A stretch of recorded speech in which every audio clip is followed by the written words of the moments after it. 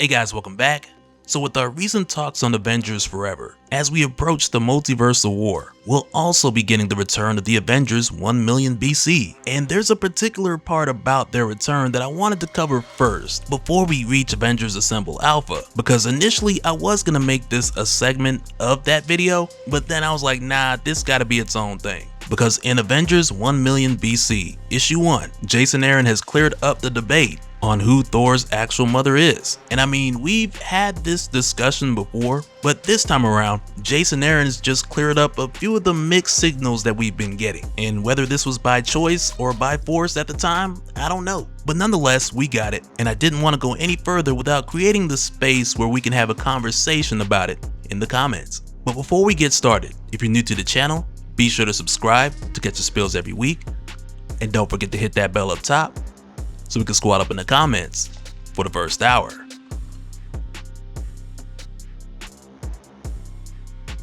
Alright, so with how this is done, it's given to us like story time pretty much, because it takes us back to the 1 million BC era, where we're shown Laufey, king of the frost giants of Jotunheim, had fallen in love with Hive, the war bearer and mother of infestation, where in her case, she's from the negative zone. And as we're told, these two came to Earth 1 million years ago to consummate their love through conquest and slaughter, which as it turned out, the two of them produced billions of war vermin, which were on the track to annihilating humanity until the Avengers 1 million BC stepped in and put these war vermin in check, which for the humanity of Earth 616, this was great because otherwise they would have been out of here. But for Laufey and Hive, this horde represented the power of their union, and it was destroyed by the Avengers 1 million BC in a battle that lasted 70 days and 70 nights. And as we're told, this union wasn't meant to be, which is for obvious reasons, because I mean, imagine Earth 616 if it did. But nonetheless, this caused Hive, the war bearer, to retreat in shame back to the negative zone.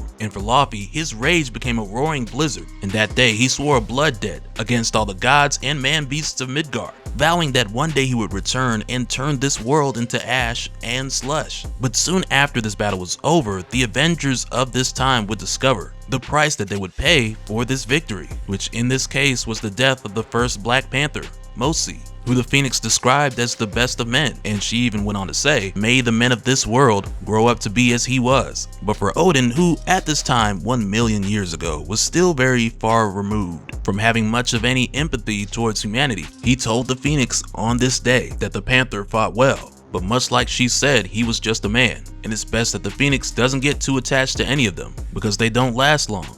They're not like us. Which, with hearing this, it put the Phoenix in a rage because a great man died this day, a man who was their comrade in arms. So she demands that Odin shows some respect. But again, this is Odin and he only respects his own passions, which at this point in time is referring to what the two of them once were. Which for the Phoenix, she's just disgusted with Odin missing the significance of this moment. So she tells him, for someone who claims to be omnipotent, you see very little sometimes. But for Odin, he tells her, I am the way and the wrath and the wonder, and I see what shall be, and how to make it so. Which really is Odin saying so many things. How he views situations within the hundreds or even tens of thousands of years. How he doesn't see the life of humanity as significant, with it being such a small fraction of his own. But also for him, with looking in the years beyond, he's really telling her that he knows what he wants and he knows how to make that happen, which is something that we'll come back to. Because right now, with the Phoenix being in the moment, she heads over to the Panther tribe to give them her condolences for the loss of their guardian, who was more courageous than any of these other Avengers combined, with the others being gods or just wielding insane powers, while the Panther fought alongside of them when he was just a man. So the Phoenix lets the Panther people know that she never knew their guardian's real name and she would like to know it. And also, if there's any protection that they request, just say the word and she'll give it. But in response, a woman from the tribe just tells her that his name was Mosi, and if you wish to protect us, then forget we exist. And from there, the victorious heroes went their separate ways, which almost seems like this is Jason Aaron giving a new explanation to what would later be the tribes of Wakanda, but also possibly the new reasoning to why the people of Wakanda will keep to themselves hundreds of thousands of years in the future. But after this, we then jump forward not too long after, where Odin has called for the Avengers to make haste and gather. But before we dive into Odin's emergency, if you will, I want to share a quick word about this video sponsor, the Assemblage Issue 1. which tells a story about heroes from the 6th dimension, where after being saved from their world, they were equipped with energy and matter shifting abilities, and given the mission to travel across realities to give others the help that they once needed. And at the time that this video is going up, issues are available today, and you can use my link in the description and learn more about these new heroes from the 6th dimension, but keep in mind orders will only be available until July 25th at 7:30 a.m. Eastern, so be sure to check it out while offers last. But with Odin calling for the Avengers 1 million BC to gather in Asgard, he made it seem as if it was some dire emergency. So when Agamotto, the Iron Fist, Starbrand, and Ghost Rider showed up, they quickly realized that this wasn't anything like that. And initially, instead of Odin just straight up telling them what it was, he would only say obscure things like, "I brought you here for a day like no other," and how for him the trouble lies in his heart. But then as the Phoenix shows up, he's then like, "Oh, and here comes the cure." But as the Phoenix arrives, she's like, "What happened? Are we under attack?" And the Iron Fist is like, "Hey, this has gotta be important, because with all of us here, we've pretty much left the Earth vulnerable and unprotected." So Odin then leads them all to a doorway while telling them that this is a greater day than any other that they had protecting Midgard, because today, him and the Phoenix are getting married, which is definitely news to her. But also this goes back to what Odin said about him seeing what shall be and how to make it so, which in a very creepy way also points back to conversations that he'd had with the Phoenix, with him summoning her to have little talks, when at the time she was like, "Why you talking to me? Ain't you got wives that you could be talking to?" And back then Odin would be like, "Yeah, I got a few, but they ain't like you," which for the two of them was a time prior to this when the Phoenix was interested, because they were together for a while. But with what Odin wants the Phoenix to be and who she actually is, they couldn't be any further from the same. So in response, the Phoenix slaps fire on the son of Bor, which in the Marvel Universe I believe is the first time that fire got slapped on anybody, at least in Jason Aaron's 1 million BC, with this portion of history kind of being like its own thing before the recorded history of man. And I mean, it may have happened in Muspelheim prior to this, but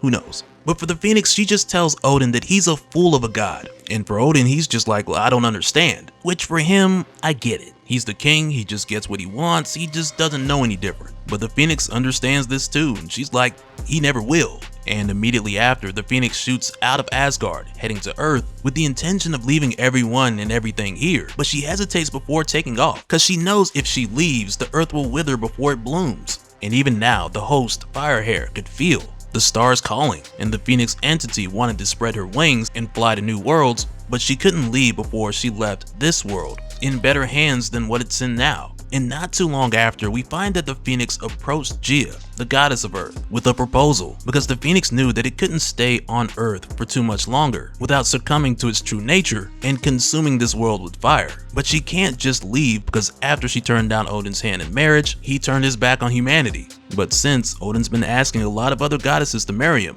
so the Phoenix asked Gaia to say yes to Odin, or at the least give him a child that would be a benevolent god. And though Gaia initially hesitated, not long after she agreed to do it, with her noticing that the Phoenix adored this planet as much as she does. So Gaia told the Phoenix that she would give Odin a chance. And if this works out, then the Phoenix will be as much as a mother to this child as she is. But after this, we then jump forward many years, where the day came when Gaia and Odin had their child, where on this day, Loki, king of the frost giants, returned to Midgard to make good on the blood debt that he believed that he was owed. And during his attack, he struck the newly born Thor, stopping his heart and making his body as cold as ice. And with Gaia crying for help, in this moment, the Phoenix host, Firehair, she immediately knew why. The cosmic force of chaos and rebirth had chosen her, so she quickly grabbed the ice-cold infant and shot off into the sky, with the Phoenix burning like never before to breathe the fires of life back into the child